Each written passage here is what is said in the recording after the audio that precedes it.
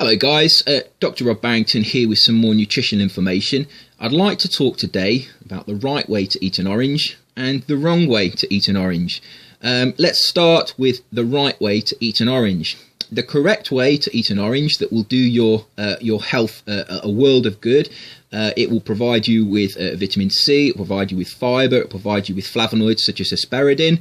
The right way to eat an orange is to eat the whole fruit.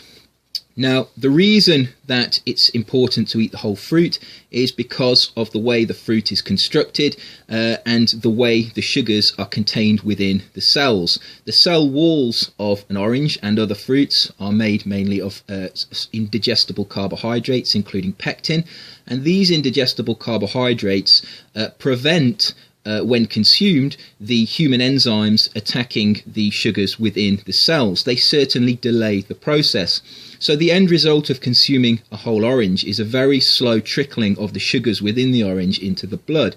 And this has a beneficial glycemic effect, but it also prevents those sugars overloading the liver with nutrients.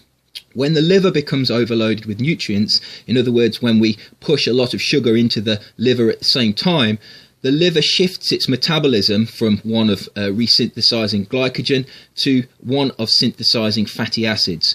And these fatty acids are now thought to cause insulin resistance. That insulin resistance leads to the metabolic syndrome, and the metabolic syndrome increases the risk of Western diseases such as type 2 diabetes, cardiovascular disease, and obesity.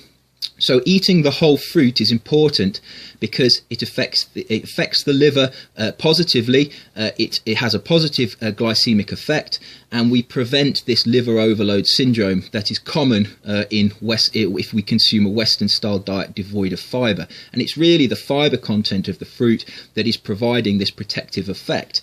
Now, if we go to the wrong way to eat an orange, the wrong way to eat an orange is to remove its fibre content.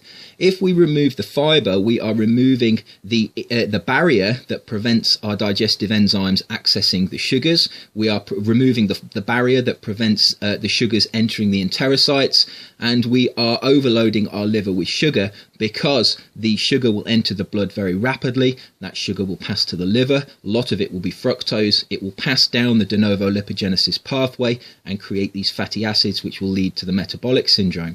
So when we remove the fibre from an orange, we are in effect creating a soft drink.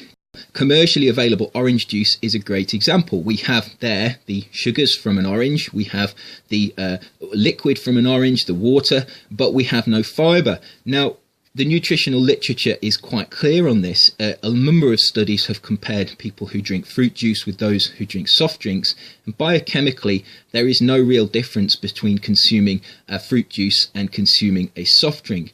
And therefore what you are effectively doing is, if you are consuming orange juice in the belief that you're doing yourself some good, you are actually having the opposite effect. You are creating and storing up metabolic dysfunction within your body.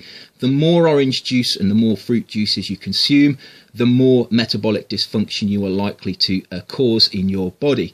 And this will be in the form of insulin resistance and all of the characteristics of the metabolic syndrome, including dyslipidemia, including high triglycerides, including abdominal obesity, including fatty liver disease. Now, I would suggest to anybody that is consuming lots of fruit juice that they avoid all commercially available fruit juices. They are no different to soft drinks, and I would advocate that you avoid all soft drinks as well. What I would suggest is, if you have to drink fruit juice, that you squeeze your own, because when you do this, some of the fibre from the orange juice actually passes with the liquid and the sugars into the glass. I would also suggest that if you do consume orange juice, that you consume it with food. If you consumed, for example, freshly squeezed orange juice with a meal that contained legumes or oats or other fibre, the fibre in the oats and the legumes would actually be able to have an effect similar to the original fibre in the orange. So consuming orange juice on its own can have detrimental effects, but we can reduce those detrimental effects or perhaps eliminate them if we consume the orange juice with fibre. So what I would recommend is that you avoid all commercially available orange juices that are devoid of their fibre, as these are no different to soft drinks. If you must consume orange juice and other fruit juices, squeeze them yourself so that some of the fibre passes into the drink, and consume these drinks with other foods that contain fibre.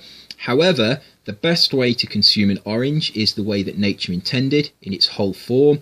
This will provide you with not only good quantities of vitamin C and flavonoids and other phytonutrients, but it will also provide you with protective fibre such as pectin, and this will prevent and protect you from Western lifestyle diseases such as type 2 diabetes, obesity and cardiovascular disease.